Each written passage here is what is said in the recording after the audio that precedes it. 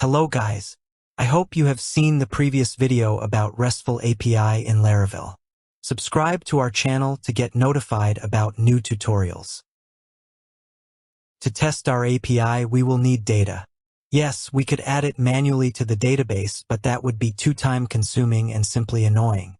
Instead, we can use model factories and database seeders to do this work for us.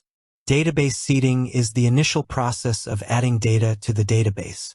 We can use the already created database seeder class and use the DB facade to insert the data into the petitions table like so. So we would use the DB facade, call the table static class on the petitions table, and call the insert function, which accepts an array of data. This array of data is the array of fields we want in our database. So in our case, the title fields, which would be a random string about 10 characters long. Then we need the category field, which will also be string random about 30 characters long. And then we would need the description and so on. But as you can see, this is quite time-consuming and we can only create one database record at a time. So imagine doing this for 100 records. Luckily, there is a better way. We can use model factories. In fact, you can see that the database seeder already hints that you can use a factory there. In this case, it's telling us you could use the user factory to create 10 records. Model factor is a class that allows us to generate a large amounts of data we want to insert into our database. We have already created the factory class in the previous video, but for now it's empty. Let's define the data we want to insert into our database inside the definition methods. We will be using an instance of the PHP Faker library, which is a library used to generate fake data, and which comes bundled with every laravel 12 installation. We'll add some fake data to every column of our petitions table. So let's create the title column, and it will be this Faker. And now we are asking Faker to create a word for us.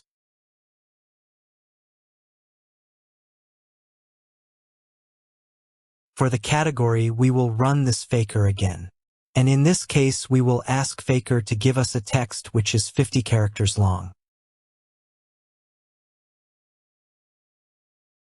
For the description, we will run this Faker and ask Faker for text again, but this time a longer one.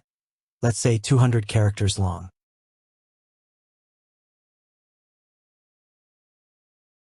For the author, we will run this Faker and ask Faker to give us a name instead of a random word.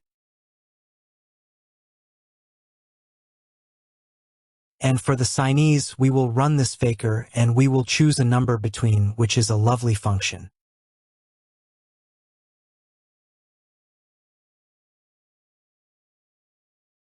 So we'll choose number between, let's say, 0 and 1 million signees. Fantastic. You can check out Faker's documentation for more properties. Once we had the factory ready, we need to add it to the seeder to be run when we call the seeder. There are two ways to run a seeder. We could call a petition factory from the database seeder file like this. First of all, let's get rid of this code. We don't need this anymore. And in here, we need to call petition factory, and we want to create, let's say, 50 records and then call the create function. Don't forget to import the petition class to the top of the file. There you go. And now let's go call the PHP artisan DB command from the terminal. As you can see, database seeding was completed successfully, and let's check out database. We've got 50 records. The other way to populate a table is by using the petition seeder class we created in a previous video. Let me show you how.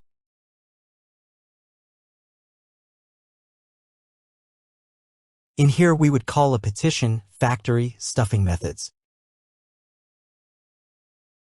Call the times function where we define how many times you want the factory to run. So let's say 50 again, and then call the create function.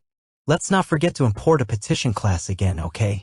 If we run a seeder this way, we will need to specify which seeder we are running in the PHP artisan commands. We do that by calling the class flag and then saying the name of the seeder. So petition seeder. Before we do that, let's delete the data from the database first.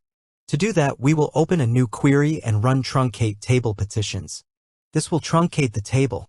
Now, if I refresh the database, the table records are gone. Now let's run the command. Database seeding completed successfully. And if you refresh the database again, we've got a new set of data. Fantastic. As you can see, both ways work just fine. It depends on how you want to seed your database. While running DB seed in the terminal seems simpler, with big applications, you might want to run seeders individually instead of all at once. And this is where having individual seeders come in handy. Let's work on a petition controller now. Open the petition controller PHP file and let's see the index method.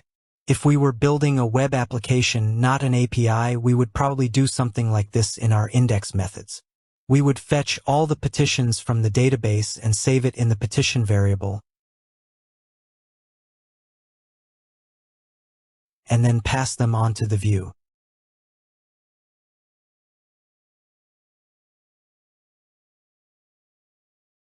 However, when building an API, we don't pass data to the front end. We return JSON instead. And Laravel offers a very convenient way to structure the JSON data called API resources.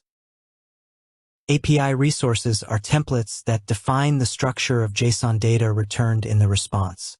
They allow us to transform the data we send to the user. For example, we can hide some fields or add a computed field. When the user requests a petition, we get the data from the database, pass it through this template that we defined in the petitionresource.php file, and this is what's going to be returned to the user. When a resource is created, it comes with a toArray method. This method has access to the whole request object, which means we can customize and transform what will be returned by modifying the return statement. If we leave it as it is, all model attributes will be returned. However, let's say we only want to return the ID, title, and the author. We would define these fields like this, omitting the other attributes. In the written statement, we will define the ID as $this-ID.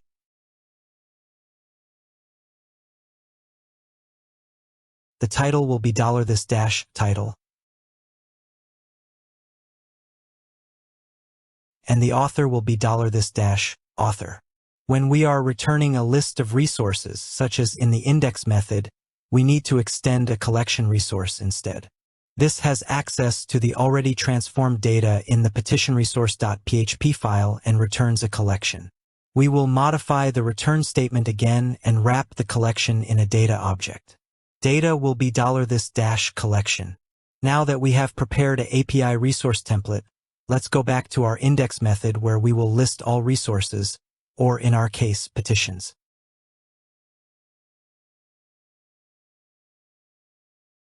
Instead of returning the view, we can take our petitions, which have been saved in the petitions variable, pass them to the petition resource and call the collection method on the resource. Make sure you have imported a petition model and a petition resource at the top of the file. We can also remove the petitions variable and pass the petitions directly into the petition resource. There are two ways to return a collection: by calling the collection method under resource like we are doing right now, or by returning a new collection. Let's reset a new collection and view the output in the browser. If you are using PHP Artisan Serve, make sure it's running. Otherwise, you won't be able to display the data in the browser.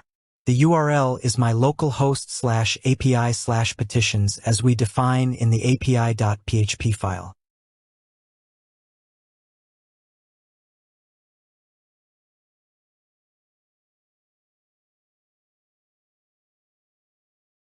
As you can see, we have all 50 petitions that we created in the previous video.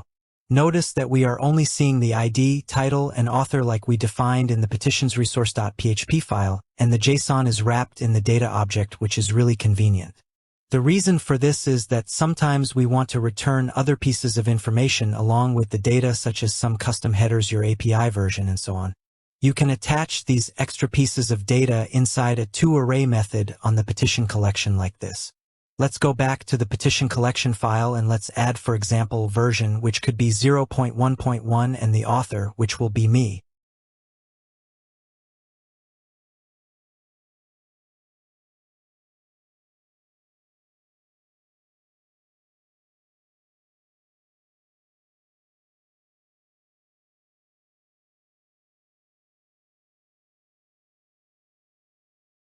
If I go back to the browser and refresh scroll all the way down, and here's the version and the author. This data will now be sent with every API response. However, if we restart our collection by calling the collection method on the petition of resource, it will not return any additional metadata. Let me show you. Let's go back to our index method in the petition controller. And instead of returning petition collection, we will return petition resource and call the collection method on it.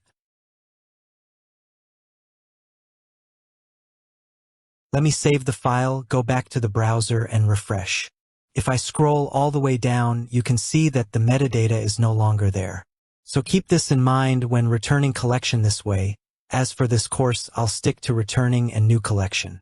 So let's revert our code back to what it was. Now that you know about the differences between these two approaches, you can choose to return your collection in any way that works for you and your project.